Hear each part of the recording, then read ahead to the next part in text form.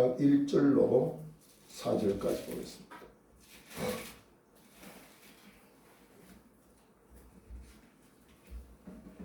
하나님 말씀은 이사야서 26장 1절로 4절까지 제가 봉독해 올립니다. 그날에 유다 땅에서 이 노래를 부르리라. 우리에게 견고한 성읍이 있으며 여호와께서 구원을 성벽과 외벽으로 삼으시리로다. 너희는 문들을 열고 신의를 지키는 의로운 나라가 들어오게 할지어다. 주께서 심지가 견고한 자를 평강하고 평강하도록 지키시리니 이는 그가 주를 신뢰함이니이다. 너희는 여호와를 영원히 신뢰하라. 주 여호와는 영원한 반석이시미로다. 아멘. 청계천, 서울의 청계천은 휴식 공간으로 서울에 있는 이들 뿐만 아니라 이 수도권의 사람들이 많이 가서 쉼을 얻기도 합니다. 근데 휴식 공간이라고 하지만 불의의 사고도 많이 일어나는 곳입니다. 어떤 일가족이 난간을 기대서 잠시 쉬는 그 순간에 난간이 무너지고 큰 사고를 입은 일도 있습니다. 지금 북한은 연일 미사일을 쏘아댑니다. 참 우리 북한의 동포들은 한 끼의 양식에 줄여 있지만 무슨 돈으로 그렇게 하는지 모르지만 전쟁의 위협을 계속 가하고 있습니다. 오늘 우리가 살고 있는 이 시대는 과거 어느 때보다 풍요롭습니다. 정말 예전에 우리는 인사가 식사하셨습니까? 아침 때는 아침 드셨습니까? 점심 때는 점심 드셨습니까? 끼니를 거르는 일들이 많기 때문에 인사 자체가 밥 드셨습니까? 안 먹었으면 먹고 가시죠. 그게 최고의 인사였습니다. 그만큼 우리가 사는 시대가 어려웠던 시절이 있었는데 참 하나님의 복을 받아서 이 땅이 너무 풍요롭잖아요. 정말 철철이 우리 농의 옷장에 열어보면 넘칩니다. 나 한 사람을 준비해서 마련된 옷들이 얼마나 많습니까?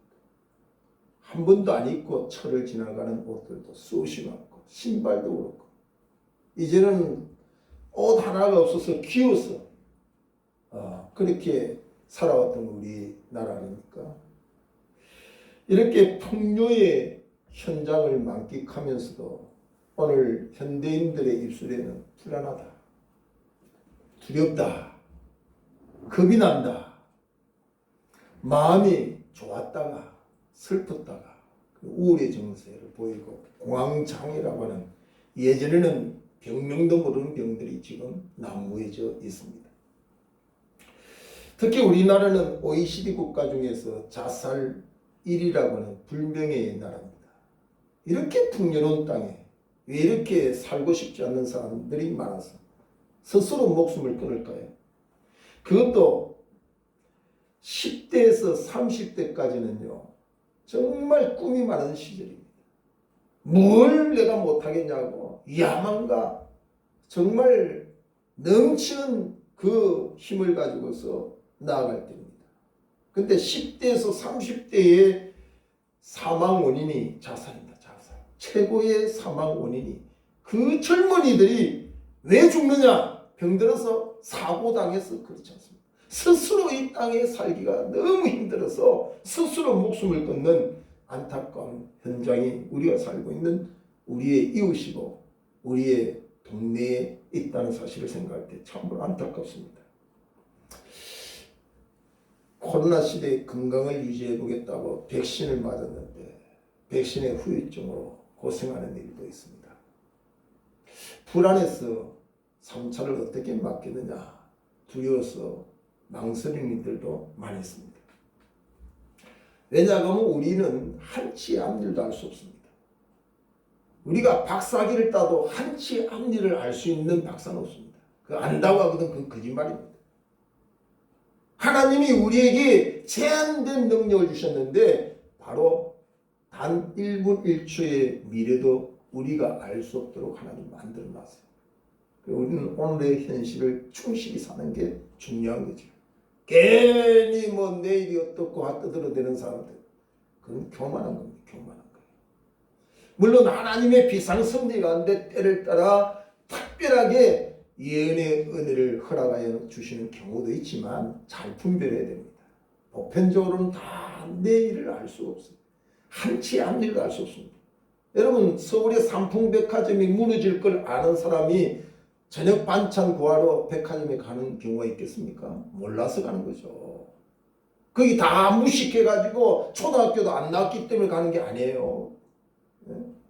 성수대교가 무너질 것 같으면 누가 그 길을 통행하면서 출근하고 공부하러 학교 간다고 하겠습니까? 아침에 인사하고 간 사람들이에요. 학교 잘 갔다 오겠습니다. 직장 잘 다녀오겠습니다. 인사하고 갔는데 소식이 그렇게 들리는 거예요. 그러니까 한치 앞일도 알 수 없는 우리 인생의 길이 두렵다 이 말이죠. 조금 후에는 어떤 일이 생길까? 오늘은 무슨 일이 생길까? 그래서 정치가 크레페는 이런 말을 했습니다. 인생의 삶은 마치 하얗구에 사는 것 같다. 우리 인생의 삶의 이 터전이 마치 전쟁터에 살고 있는 것 같다. 총알이 빗발치고 내 앞에서 죽어가는 시체들이 널려있는 듯, 이런 인생의 두려움 속에서 우리가 살고 있다. 역사가 스핑클러는 현 시대의 사람들이 다 생기를 잃은 메마른 해골 같은 사람일 뿐이다. 그렇게 표현했어요.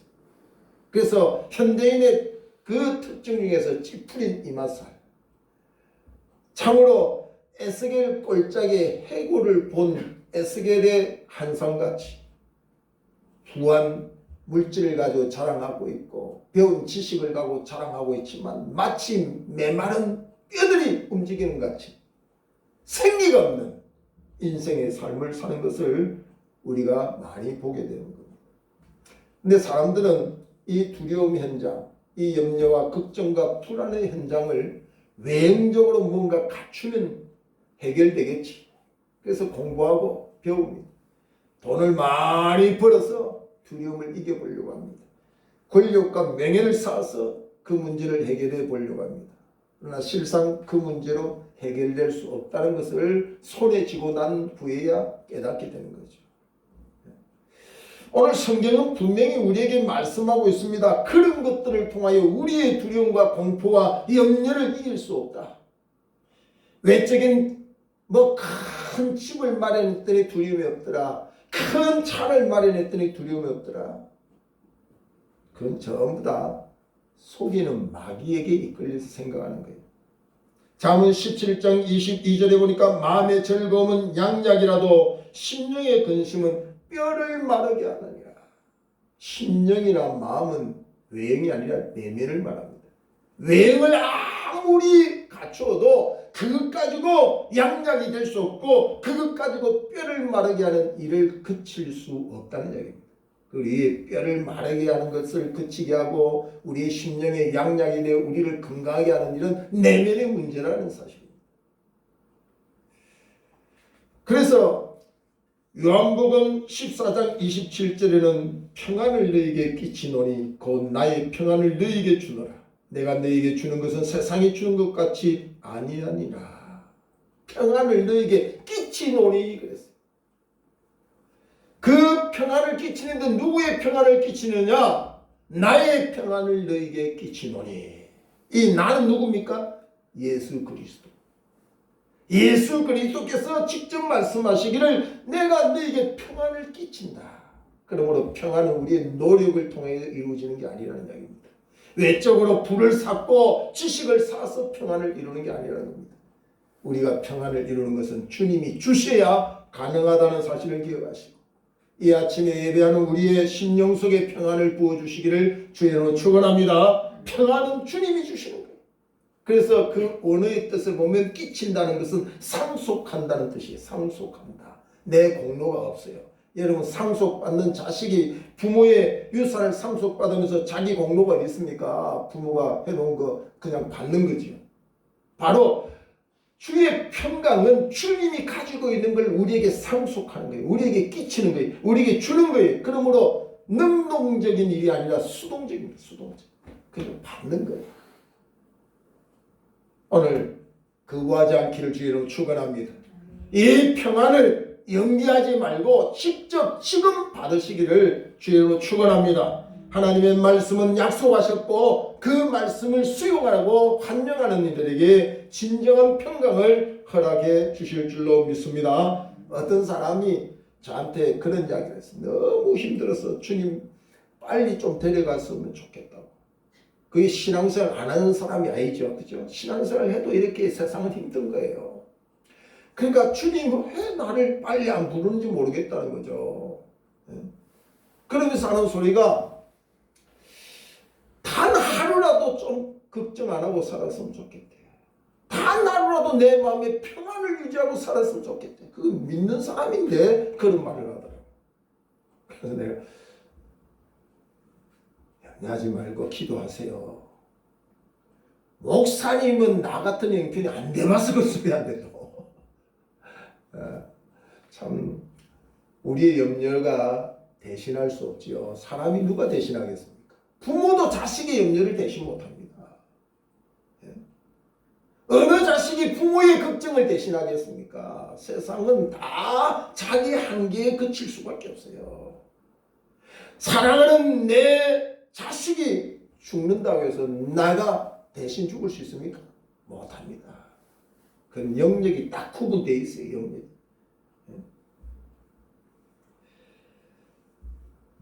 오늘 이와 같이 불안한 시대에 주님께서 우리에게 희망의 소식이 뭡니까? 내가 나의 평안, 세상이 주는 평안이 아니고 세상에 물질 좀 있다고 오는 평안, 지식을 갖췄다고 오는 평안, 그 평안은 일시적이다. 일시적이다. 마치 인스턴트 식품을 먹는 것처럼 마시면 또 목마르는 것에 불과한 거죠. 어제 평화롭다. 박사기 따가지고 야 기쁘다 기쁘다. 한치 앞일도 모르고 다음날 근심이 찾아오지요. 그게 세상의 평강, 세상이 주는 평안은 일시적이에요. 근데 주님이 우리에게 주시는 평안은 어떤 평안이고 세상에서 주는 평안하고 다르다. 내가 나의 평안을 너에게 주노니. 오늘 교회에 나와서 우리가 주님 주시는 평안을 받으려고 노는 거예요. 주님이 주시는 평안은 일시적이지 않습니다. 찰나적이지 않습니다. 한경에 제한된 게 아닙니다. 무조건적인 전적 완벽한 평안, 완전한 평안. 바울이 감옥에서도 평안을 누리듯이 하박국 선자가 실패하고 없고 없는 중에도 여호와로 인하여 기뻐하고 평안을 누리다. 가난해도 그 평안은 약길 수 없죠. 저와 여러분이 이 코로나 행정 속에 많은 사람이 낙담하고 좌절해도 이 환경을 넘어서는 주의 평강, 그 평강을 주님이 우리에게 주시고자 할 때에 거부하지 마시고 말씀 그대로 받아서 저와 여러분의 평강을 유지하고 평안을 전하는 하나님의 백성들이 되기를 주의 이름으로 축원합니다. 그래서 예수님이 제자들을 둘씩 각 가정에 파송시켰어요. 그때 마태복음 10장 12절에 보면 너희들이 그 집에 어느 집에 들어가도 그 가정을 위하여 평안을 빌라. 그 가정에 가난하니까 돈 주라 그 말 없어요. 그 가정에 여러 가지 명예가 필요하니까 명예 주라 그런 말 없어요. 어느 집에 가든지 너희가 가장 먼저 할 것은 그 가정을 위하여 평안을 빌라. 평안을 빌라. 여러분 사사기 6장 24절에 보면 기도원이 여호와를 위하여 거기서 제단을 쌓고 그것을 여호와 살롬이라고 했다. 이 살롬이 평강이 아닙니까? 평강. 그러니까 하나님께 제단 쌓고 예배하는 그곳에 기도원은 여호와 살롬이라. 오늘 저와 여러분이 예배하는 이 공간 속에 이 예배의 장소 속에 이 예배하는 심령 속에 여호와 살롬이 이루어지기를 주의로 축원합니다. 그래서 우리의 심령이 여호와 살롬, 하나님의 평강, 세상에 주어 잠시 후에는 근심하는 그런 평강이 아니라 환경을 초월한 평강. 할렐루야. 환경을 초월한 평강. 중요한 말씀이 있습니다. 1절을 보세요. 그날에 하는 부분입니다. 그날에 27장에도 그날에 하는 부분이에요. 그날에 하는 부분이 대단히 중요합니다. 그날에 하는 부분. 그날에 그날이 언제입니까? 그날이 1절 자세히 보세요. 유다 땅에서 이 노래를 부르리라. 그날에 유다 땅에서 이 노래를 부르리라. 불신앙과 하나님을 대적하고 등진 그 땅에도 이 노래를 부르리라. 무슨 노래를 부릅니까? 우리에게 견고한 성읍이 있으며 여호와께서 구원을 성벽과 예배로 삼으시도다. 하나님이 우리의 성벽이 되어주시고 우리의 성읍이 되시고 안도 박도 여호와의 구원이 우리의 견고한 성읍이 될 때 우리는 여호와 살롬 하나님이 주시는 진정한 평강을 누릴 수 있다는 사실이죠. 여호와의 통치가 있는 그때 여호와께서 주시는 그 평강을 얻을 때 환경이 어떠하든 이 구원의 성벽을 저와 여러분이 눈이 열려야 보지요. 눈이 열려야. 여러분 육안을 가지고 동물원에 갔어요. 아이가 호랑이를 커봤네요. 왜? 호랑이가 나오지 못하도록 그 막을 친 그것을 아이가 보기 때문에 겁안내지. 만약에 호랑이가 마음대로 뛰어나서 자기를 삼킬 것 같으면 어른도 겁내죠. 육안이 열려서 보는 거예요. 여호와의 성읍이 안과 밖이 여호와의 구원의 손이 우리의 성읍이 되어 우리의 견고한 성읍이 되어 우리를 지킨다고 하는 신령한 눈이 열리면 우리의 환경이 어떠하든지 호랑이에 있던 사자가 있던 그 만나요.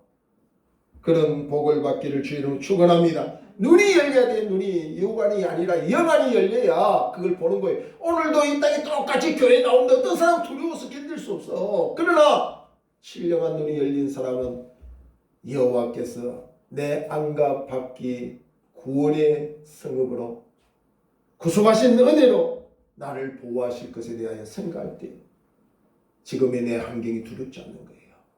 그래서 불 가운데도 사드락과 메삭과 아벳느고가 두려워하지 않냐. 여호와의 구원을 눈을 열어보는 거죠. 사자굴에 갇혀서 굶주린 사자 앞에서도 두려워하지 않는 다니엘은 여호와의 구원이 자신의 성읍이요 성벽이 된다는 사실에 대한 믿음이 있기 때문에 가능한 거예요. 오늘 저와 여러분이 이 눈이 열려야 된다는 이야기죠. 이거는 수십 년 교회에 나와서 생활한다고 해서 열리는 게 아니에요. 직분이 무슨 권사, 장로, 목사가 된다고 열리는 게 아닙니다. 오늘 진정 저와 여러분에게 이 눈을 열어주시기를 바랍니다.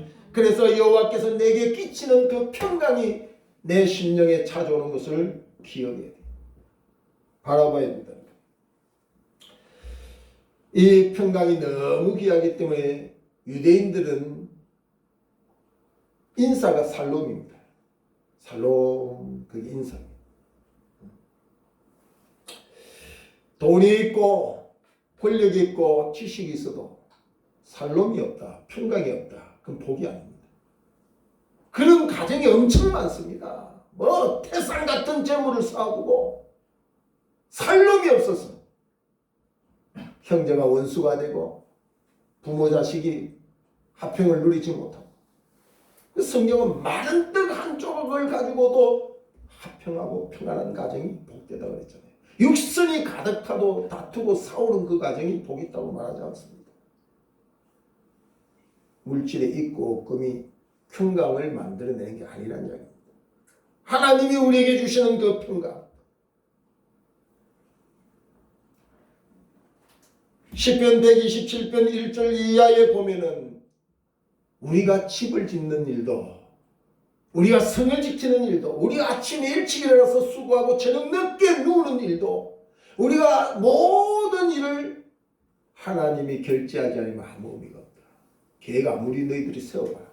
내가 도장 찍어 하라고 막 결제해주지 않는 이상 절대로 인간은 할 수 없습니다. 이걸 우리 신앙인이 분명히 알아야 됩니다. 네가 마음으로 계획하느냐? 그러나 그 걸음을 인도하신 자는 나 여호와인 걸 꼭 알고 살아라. 올 한 해 새로운 계획을 여러분이 세우다 할지라도 우리가 겸손할 수밖에 없는 것은 한치 앞일도 알 수 없는 우리들을 주장하시는 이가 결재권이 내게 있는 게 아니라 하나님께 있다는 사실을 알고 늘 겸손히 무릎 꿇고 기도하는 일, 그것이 신앙생활입니다. 우리 영역은 계획하는 일이지 우리가 결제하는 일이 우리 영역이 아니에요. 영역이 분명합니다. 내 영역은 무릎 꿇고 기도하고 믿음으로 하나님을 의뢰하는 것이고 그것을 이루시고 결제하는 일은 하나님. 오늘 여러분의 선한 계획 위에 결제하시는 하나님의 은혜가 체험되기를 주의로 축원합니다. 그런 해가 되어야 돼요. 지금도 이 평강을 위해서 주님이 우리를 초청합니다. 수고하고 무거운 짐진 자들아 다 내게로 오라. 내가 너희를 편히 쉬게 하리라. 편히 쉬게 하리라. 돈 많이 주겠다 그런 말은 없어요. 성경에. 내게로 오너라. 건강 주겠다. 물론 건강도 복이고 물질도 복이죠. 그러나 궁극적으로 참된 힘을 너희에게 허락해 주겠다. 그것이 성경이 우리에게 주시는 복이라는 거죠. 그러므로 우리는 요한복음 14장 1절 이하의 말씀을 믿어야 됩니다. 너희는 마음에 근심하지 말라. 하나님을 믿으니 또 나를 믿으라.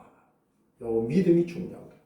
그래서 사단이 우리를 공격할 때 가장 먼저 믿음을 공격하는 믿음을 공격해. 그 믿음은 입으로 믿습니다 한다고 믿음이 있는 게 아니에요. 그 뭐 성경 공부하고 제자 훈련 한다고 해서 믿음이 있는 게 아니에요. 이 믿음이 얼마나 중요한지 몰라요. 이 믿음 없으면요 멀쩡한 권사, 장로, 목사도 하나님이 정말 있는가 없는가 오늘 갑자기 그렇게 순교정신 가지고 믿습니다 하다가도 어느 날 갑자기 사단이 우리에게 믿음을 공격해버리는 그 순간에 우리의 믿음으로 준비되어 있지 못하면 그런 엉뚱한 생각을 하는 거죠. 교회 가본들 뭐하냐 일평생 예수 믿어봐야 뭐 결과가 뭐 좋아. 자식 새끼들 하는 꼬라지 보면 아이고 뭐 교회 안 나가고 저렇게 나쁜 짓 하는 놈이 더 복을 받나? 이런 빈정되고 불안하고 이런 불평적인 이런 언어를 누가 쓰느냐, 이런 생각을 누가 하느냐? 저기 예수 안 믿는 사람들이 하는 게 아니라 예수를 믿는다고 하는 사람도 그렇게 한다 이 말이죠. 그 왜냐하면 믿음의 공격을 받아서.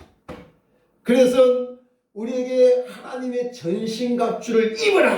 그게 성경이 우리에게 말하는 거잖아요. 머리에 투구를 쓰라. 의의 흉배를 부리고 진리의 띠를 쓰고 복음의 신을 신고 그 다 하나님의 전신갑주를 머리부터 발끝까지 늘 긴장하면서 우리가 깨어서 우리의 믿음을 공격하는 세력으로부터 우리가 지켜야 돼요. 나는 뭐 믿음이 좋다. 그 믿음이 좋다고 하는 말을 너무 자랑스럽게 하지 마세요. 사단이 밀가루로 뜻 우리를 공격하는 수가 있어요.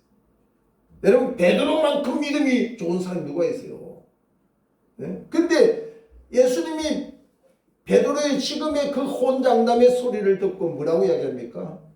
사단이 너를 밀가루로 타 스스로 섰다고 하는 자 조심해라. 네? 그러므로 우리는 항상 주님이 주시는 그 믿음이 두 가지로 우리 분류 있어요. 하나님의 선물로 믿어지는 거예요. 믿어지는 거예요. 내 공부해서 믿어지는 게 아니에요. 십자가의 대 속에 은혜가 어느 날 믿어지는 거예요.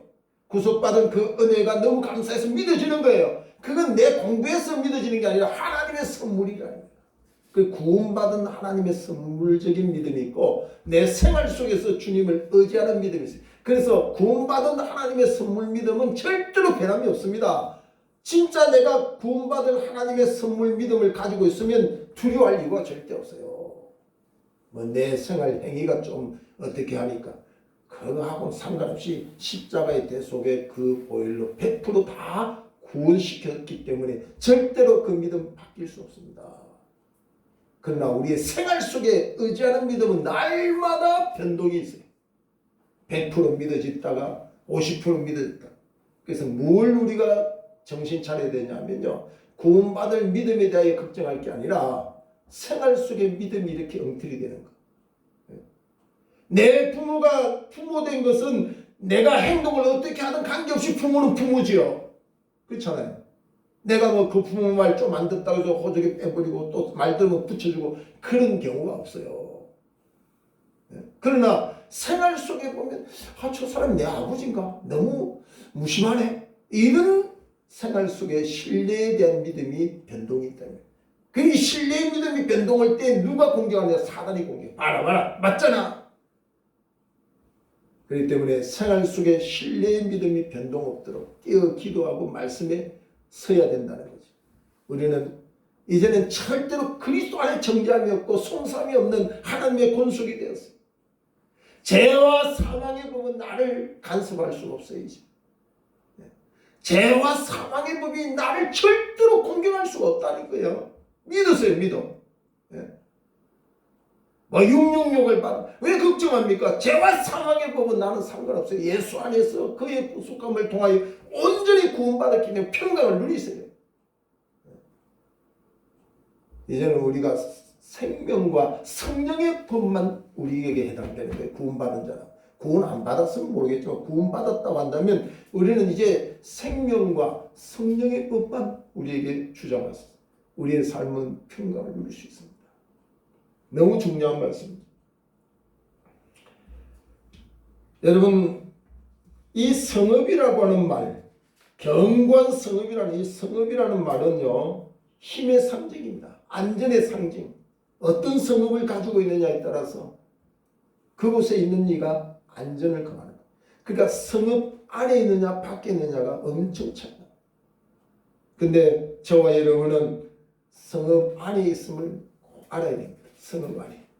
원수가 손대지 못한 성읍 안에 그리스도께서 나의 온전한 성읍, 말씀이 나의 온전한 성읍이 되어 누구도 손대지 못하는 주의 보장받은 하나님의 권수. 오늘 죽어도 천국이 있는 하나님의 백성. 오늘 죽어서 천국이 있는 사람이 재벌이 아니에요. 오늘 죽어도 천국이 있는 그 사람. 그래서 우리의 평강을 어디다 근거하느냐? 물질에 근거하지 않는단 말이죠. 그날에 하는 말이, 그날은 여호와의 통치가 있는 그날에, 하나님의 통치가 내 심령에 있어 하나님이 주시는 평강이 이를 때에, 그때에 그날에 그날을 눈을 열고 보는 사람. 오늘 지금 내가 비록 가난 속에 있고 비록 내 삶이 어렵더라도 그날이 내 눈에 열려있는 사람. 너무 중요한 거죠. 여러분, 그날이 보이기를 주의로 축원합니다. 그날이 보여야 돼요. 당신은 가난뱅인데 뭘 그렇게 기뻐하느냐? 그날이 보이면 가능합니다. 그러나 당신이 뭐가 부족해서 그렇게 이맛살이 찌푸리져 사느냐? 그날이 안 보이면 그 사람은 그렇게 사는 거예요. 그날이 보이는 사람 엄청 중요한 겁니다. 이 날이 보이기 위해서 우리에게 말씀하시는 것이 2절에 있습니다. 너희는 문들을 열고, 마음문을 열고 믿음의 문을 열고 신의를 지키는 의로운 나라가 들어오게 할지니라. 하나님의 통치가 이루어지도록 환영해라. 마음은 활짝 열고 너희 마음을 하나님이 통치하는 것으로 환영해라. 그리하면 3절에 주께서 심지가 견고한 자, 오늘 여기에 믿음 있는 자를 말하는 거지요. 심지가 견고한 자를 평강하고 평강하도록 지키시리니 이는 그가 주를 신뢰함이니이다. 환경을 넘어서 그날이 보이는 사람, 이 신령한 눈이 열린 사람, 믿음을 가지고 마음을 활짝 열고 주의 통치를 받는 사람, 주의 통치를 받는 교회, 주의 통치를 받는 가정, 그곳에 평강의 평강, 완전한 평강, 일시적이고 찰나적인 평강이 아니라 완전한 평강이 있다. 거부하지 말고 연기하지 마세요. 이 평강 지금 믿어서 누리세요. 가지고 왜 못 누립니까? 수억을 통장에 저축해도 100만 원 인생도 안 되게 누리는 사람이 있어요. 100만 원을 가지고도 수천억을 가진 사람처럼 누리며 살 수 있어요. 그건 자기의 지혜입니다. 자기의 믿음에서 나오는 거예요. 오늘 저와 여러분에게 이 구원의 큰 즐거움, 이 구원의 감사, 이 구원이 내 안과 밖의 성벽으로 온전케 해주시는 그 까닭에 그 눈을 열고 보니까 아이고 나는 허전하고 아무 방어막도 없고 아무 돈도 없고 아무 세상에 권력도 없는 연약한 존재구나. 아니구나. 나를 둘러선 이 구원의 큰 성벽이, 이 성읍이 나로 하여금 안정케 하고 평강에 평강을 이루게 하는구나. 주 예수 그리스도께서 주신 평강, 우리에게 끼친 그 평강은 세상의 평강과 다르다겠습니다. 이 평강을 저와 여러분이 정말 받아 누려야 돼. 한 주간도 받아 누리셔서 세상이 알지 못한 놀란 은혜를 간주했어요. 여러분, 신앙은 지식과 이론에 끝나면 안 됩니다. 이것은 체험입니다. 체험. 그리스도를 아는 것과 믿는 것이 하나 되어야 돼요. 알고만 있으면 안 돼요. 무슨 하나님이 목사님 그러는데 전능자라 하더라. 그는 지식적인 정보로 아는 신앙이 되면 안 돼요. 전능자라고 하는 지식이 내게 왔으면 그게 믿어져야 돼요. 그게 진짜 믿는 거예요. 예?